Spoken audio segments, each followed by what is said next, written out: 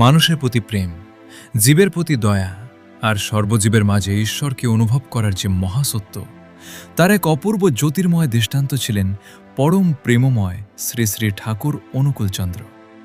আজকের এই দিব্যলীলা শুধু একটি গল্প নয়, এ এক হৃদয় কাঁপানো করুণার ইতিহাস।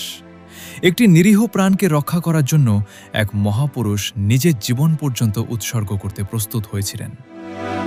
সময় 1919 সালের 14 এপ্রিল, বাংলা 1326 সালের 1 বৈশাখ।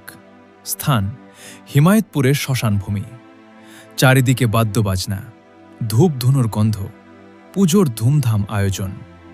একজন শক্তিসাধক সন্ন্যাসী মায়ের পুজোর জন্য একটি নিষ্পাপ ছাক শিশুকে বলি দেবার প্রস্তুতি নিচ্ছেন।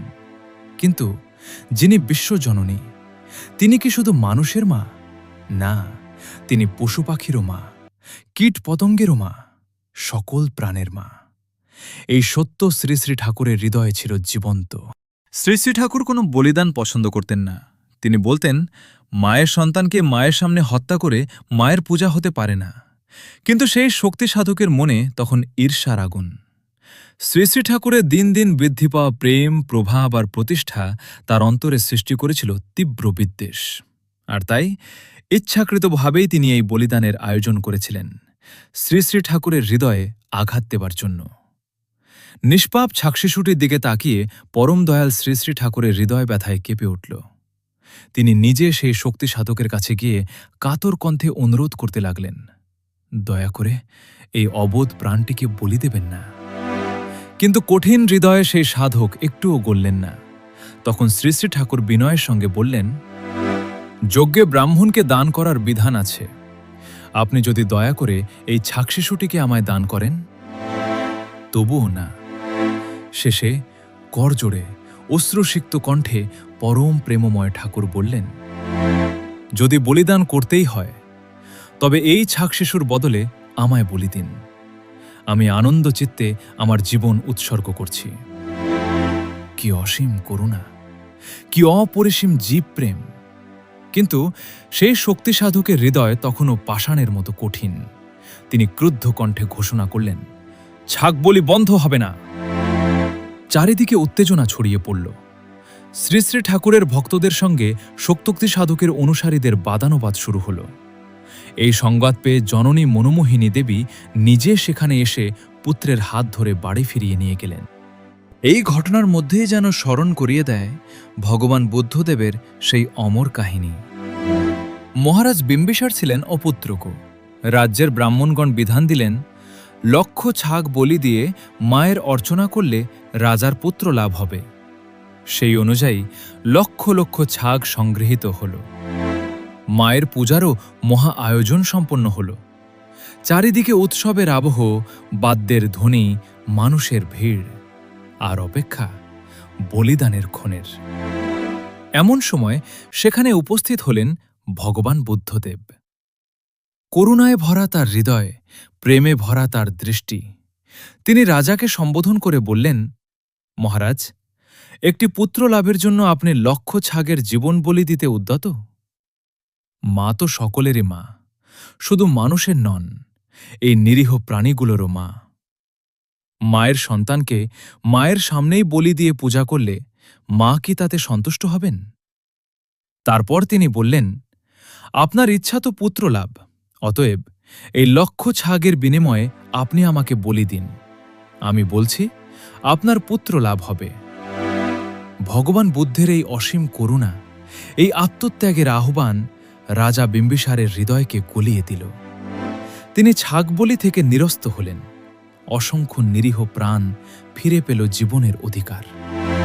কিন্তু আজকের এই শক্তি সাধকের হৃদয় ছিল এতটাই কঠিন, এতটাই অনমনীয়, যে কোনো প্রকার অনুরোধ, উপরোধ, এমনকি আত্মোৎসর্গের প্রস্তাবেও তার হৃদয় গলল না।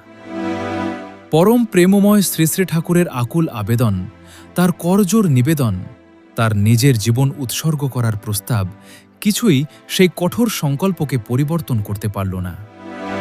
প্রেম ডাকল, করুণা ডাকল, আত্মত্যাগ ডাকল, কিন্তু কঠোরতা সেদিন শুনতে চাইল না।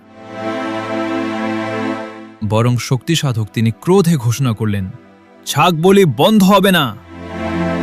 এদিকে শ্রী শ্রী ঠাকুরের ভক্ত নফরচন্দ্র ঘোষ গুরুদেবের শ্রী শ্রী ঠাকুরের মনের বেদনা সহ্য করতে পারলেন না। তিনি ভাবতে লাগলেন কি করে এই নিষ্পাপ প্রাণটিকে উদ্ধার করা যায়। তিনি এসে বললেন, আমাকে আদেশ করুন, যে কোনো উপায়ে আমি ছাগ শিশুটিকে উদ্ধার করব। জননী দেবী শুধু বললেন, ঝামেলা সৃষ্টি না করে যেন সহজে কাজ হয়। শ্মশানে তখন পূজার বাদ্য বেজে উঠেছে, চারদিকে জনসমাগম, কাঠগড়ার সঙ্গে বাঁধা সেই অসহায় ছাগ শিশু। হঠাৎ জয় গুরু বজ্র নিনাদের মতো ধ্বনি তুলে নফরচন্দ্র ঝাঁপিয়ে পড়লেন। দুই হাতে ছাগ শিশুটিকে বুকে তুলে নিয়ে দৌড়ে সোজা আশ্রমে এসে উপস্থিত হলেন। মুহূর্তের মধ্যে শ্মশানে হইচই পড়ে গেল। পাঠাটাকে কে নিয়ে গেল? চিৎকারে আকাশ বাতাস মুখরিত হয়ে উঠল, আর শক্তিসাধক ক্রোধে ফুঁসতে লাগলেন। কিন্তু আশ্রমে তখন অন্য দৃশ্য। শ্রী শ্রী ঠাকুর সেই ছাগ শিশুটিকে বুকে জড়িয়ে ধরলেন, তার মাথায় বুকে স্নেহের পরশ বুলিয়ে দিতে লাগলেন। চুম্বন আদর সোহাগে ভরিয়ে দিলেন তাকে, যেন হারানো কোনো অমূল্য রত্ন ফিরে পেয়েছেন। তার চোখে তখন তৃপ্তির দীপ্তি, তার হৃদয় ভরে উঠল অনির্বচনীয় আনন্দে।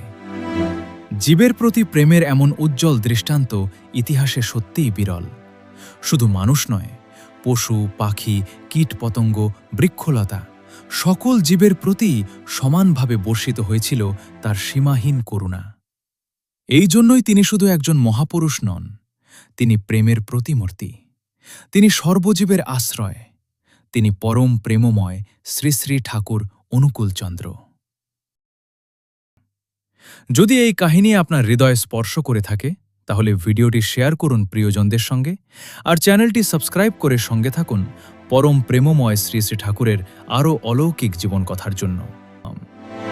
পরম পুরুষের কৃপা সকলের জীবনে শান্তি, ভক্তি আর সত্য পথের আলো জাগিয়ে তুলুক। জয় গুরু।